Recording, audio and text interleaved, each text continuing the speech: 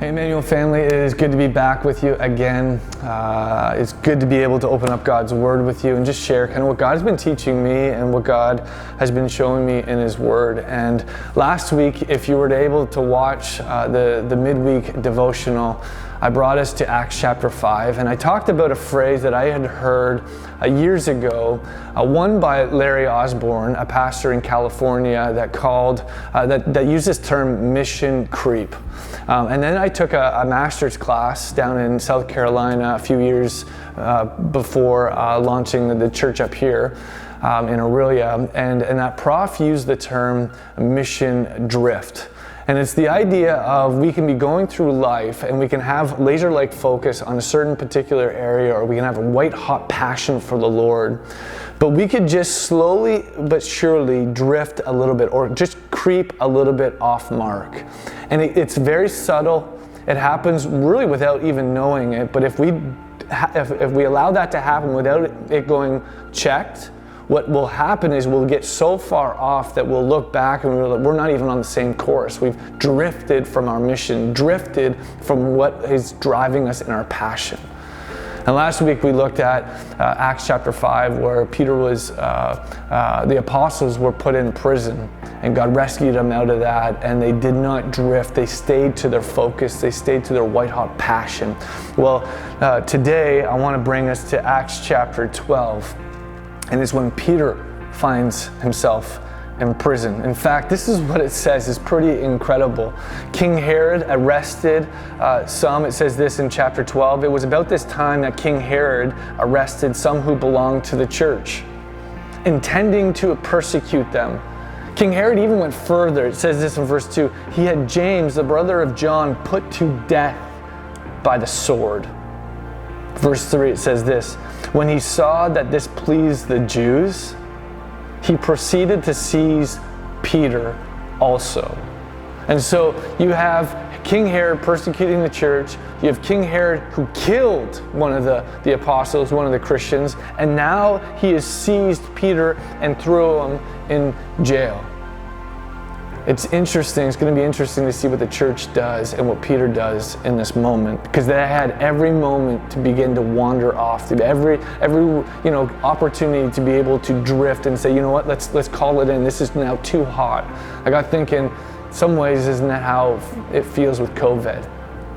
You know, we've hit COVID, a dark time, a hard time, difficult time. Just like Peter, just like the early church, what are we going to do? What are they going to do in this story? What are we going to do during this season? Now we're 5 months in. What are we going to do?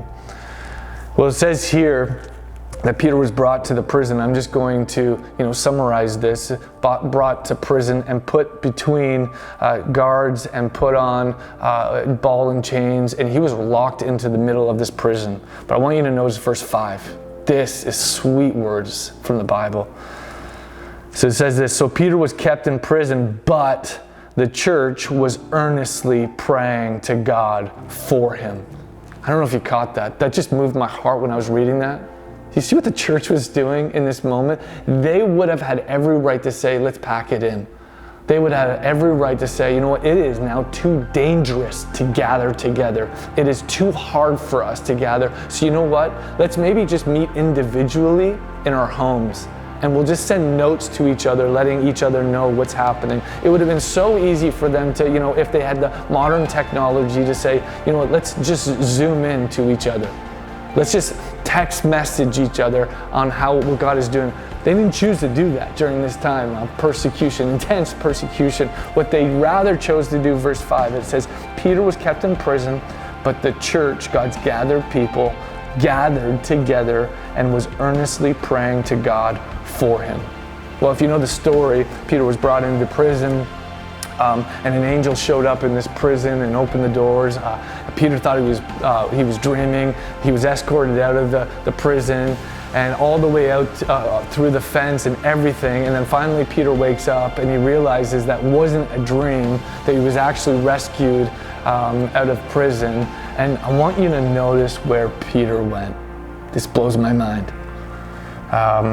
And during this time, again, it says that the church, many people had gathered and were praying for Peter. And then it says this, it says that Peter went to Mary, the mother of John's house. I don't know if you caught that. Peter went to a familiar face, which shows us how valuable relationships are to us as Christians. Gathering together is important for us as Christians. And Peter went probably to the one place he knew where everyone would be. A localized place, a gathering place that they had gathered many times before. He went to the one place he knew he would find safety, camaraderie, friendship, and protection. He went to Mary, the mother of John's house, and when he went there, they were praying. Well, he was knocking on the door, and if you know the story, a little girl went and answered it and saw Peter, slammed the door on his face, and went back and said, "I think Peter's at the door." And they were like, "What do you mean Peter's at the door?" And so they let him in, and Peter went in and went to the people and told them what had happened that day, and the people, the church at that time, rejoiced. Church, it got me thinking how important it is for us to gather. It got me thinking how important it is for us to pray. It got me thinking of how important it is for us to not get off mission. In the very moment where it could have been so easy and so right for them not to gather, to get off mission, to be disrupted by, the persecution of the day, they chose rather not to. But rather they chose, we're still going to gather. Even if it's, the chance of us getting persecuted, we're still going to gather. It got me thinking about during this COVID time. As a church, we have an opportunity to gather in the building.